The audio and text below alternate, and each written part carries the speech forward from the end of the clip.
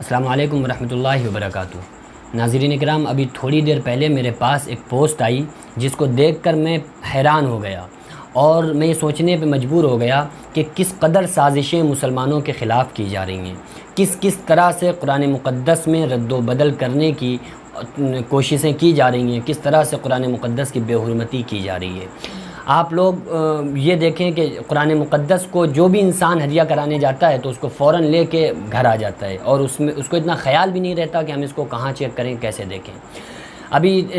ایک سازش میں نے بیان کیا تھا کہ وہ مصلی جو جائے نماز آتے ہیں تو اس میں آپ بعض مرتبہ اس میں غور کریں، بعض مصلی جائے نماز ایسی ہیں کہ اس میں تصویریں نظر آ رہی ہوتی ہیں، یعنی کہ جب ہم سجدہ کرتے ہیں تو وہ ہمارا سر جو ہوتا ہے وہ اس تصویر پر ہوتا ہے۔ اسی طرح سے اب میرے پاس جو پوسٹ آئی، میں نے دیکھا کہ وہ قرآن مقدس کی جو صورتوں میں جو آس پاس جو ڈیزائن ہوتی ہے، اس ڈیزائن کے اندر کچھ ایسی تصویریں جن کو دیکھ کر میں خود پریشان اور حیران ہو گیا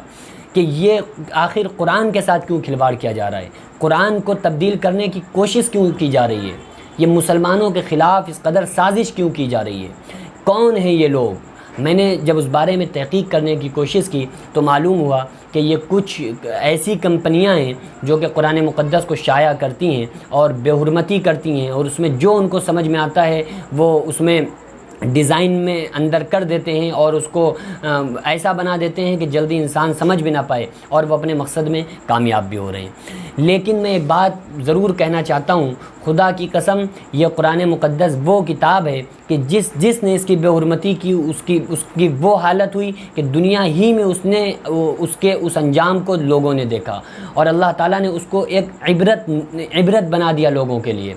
قرآن مقدس کوئی ایسی ویسی کتاب نہیں ہے، بلکہ قرآن ایک ایسی کتاب ہے جس کے بارے میں اللہ تعالیٰ خود فرماتا ہے انا نحن نزلنا الذکر و انا لہ لحافظون، کہ ہم نے اس قرآن کو نازل کیا ہے اور ہم ہی اس کی حفاظت کریں گے۔ تو جس کی حفاظت اللہ نے کرنے کے اپنے اوپر ذمہ داری لے لی ہو تو اس میں کوئی رد و بدل نہیں کر سکتا، سوائے جو انسان اس کی توہین کرے گا، بے حرمتی کرے گا، سازش کرے گا تو وہ خود گناہ گار ہوگا، وہ خود لوگوں کے لیے ایک عبرتناک، خطرناک ایک لوگوں کے لیے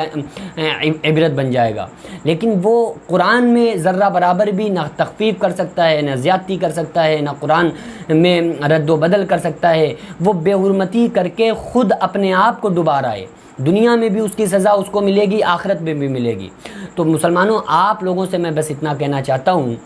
کہ آپ لوگ جو قرآن مقدس کو ہدیہ کرائیں تو اس کو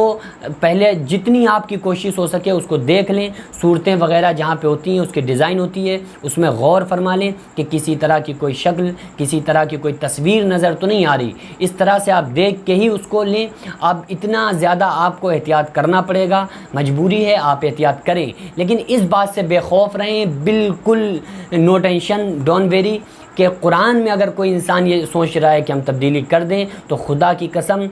ہو نہیں سکتا، کسی حال میں نہیں ہو سکتا، کیونکہ قرآن کی حفاظت کی ذمہ داری خود اللہ نے لی ہے، اور جس کی ذمہ داری اللہ تبارک و تعالیٰ کے اوپر ہو، جس کی حفاظت کی ذمہ داری ایسے اس کو کوئی تکلیف نہیں پہنچا سکتا، کوئی رد و بدل نہیں کر سکتا، اس کے ساتھ جتنی انسان چاہے اس کے ساتھ جو معاملہ کرنا چاہے کر لے، جتنی سازشیں رچنا چاہے رچ لے، لیکن خدا کی قسم ذرہ برابر بھی کوئی نقصان نہیں پہنچا سکتا۔ اللہ رب العالمین اس قرآن مقدس کی حفاظت کرنے والا ہے۔